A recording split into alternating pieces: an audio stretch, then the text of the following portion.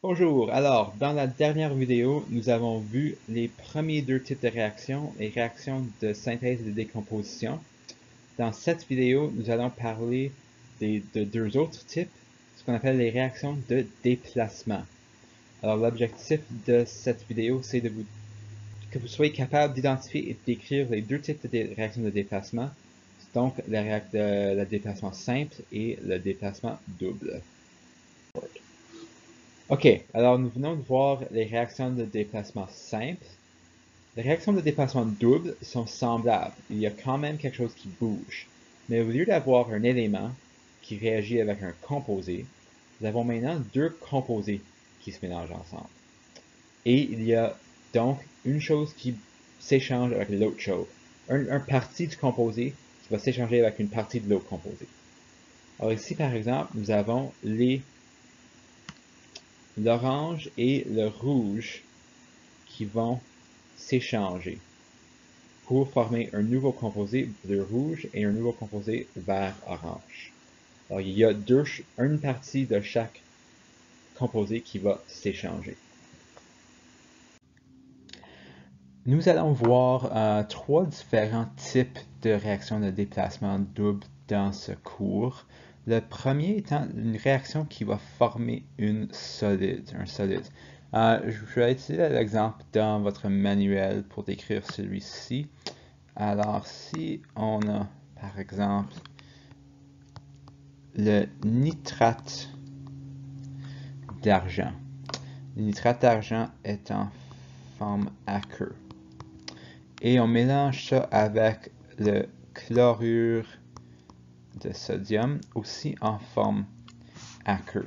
Okay, donc, c'est tous les deux des solides qui ont été dissous dans l'eau pour former des solutions. On mélange les deux solutions.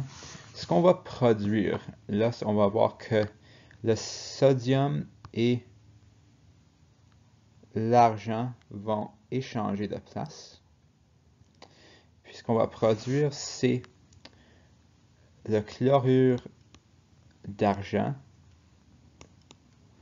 et le nitrate de sodium. Ce qu'on va voir, c'est que le nitrate de sodium, lui aussi, va être aqueux, encore en solution, et que le chlorure d'argent est un solide. Et on appelle ça, quand le produit d'une réaction de déplacement double est un solide, on dit que c'est une précipité.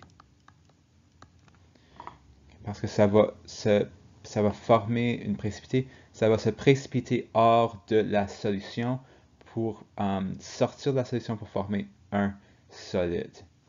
Comment savoir si quelque chose va former un précipité ou non? Comment savoir si une réaction va former une précipité ou non? Nous avons quelque chose qui s'appelle un tableau de solubilité. Vous avez un tableau de solubilité un peu différent dans votre manuel, mais qui contient la même information. Puis l'idée d'un tableau de solubilité, c'est ça vous démontre ce qui est soluble et ce qui n'est pas soluble dans l'eau. Donc, par exemple, prenons l'hydroxyde. L'hydroxyde. Je vais choisir une couleur différente. L'hydroxyde. Ok, ça c'est mieux. L'hydroxyde, quand on voit le I, ça veut dire que c'est pas soluble. Donc, l'aluminium, avec l'hydroxyde, va former un précipité. Parce que c'est pas soluble dans l'eau, on ne peut pas dissoudre l'hydroxyde d'aluminium dans l'eau. Le barium, par contre, est soluble.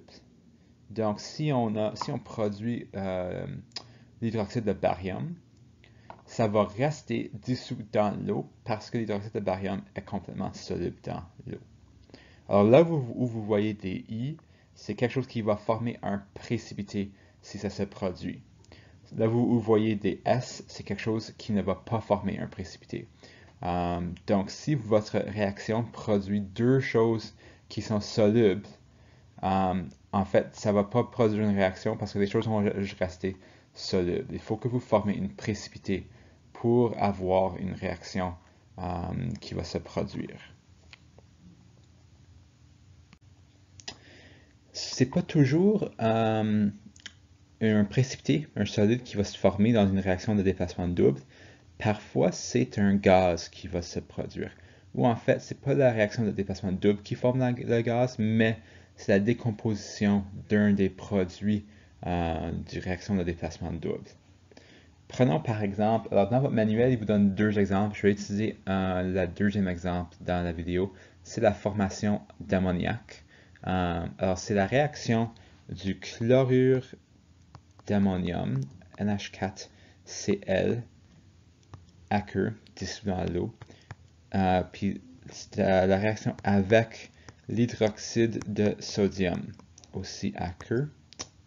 Puis cette réaction va produire, on va voir un échange des cations ou un échange des anions, dépendamment de comment tu veux l'interpréter, pour former le sel, le NaCl, qui va être dissous dans l'eau, parce que le sel se dissout assez facilement dans l'eau, et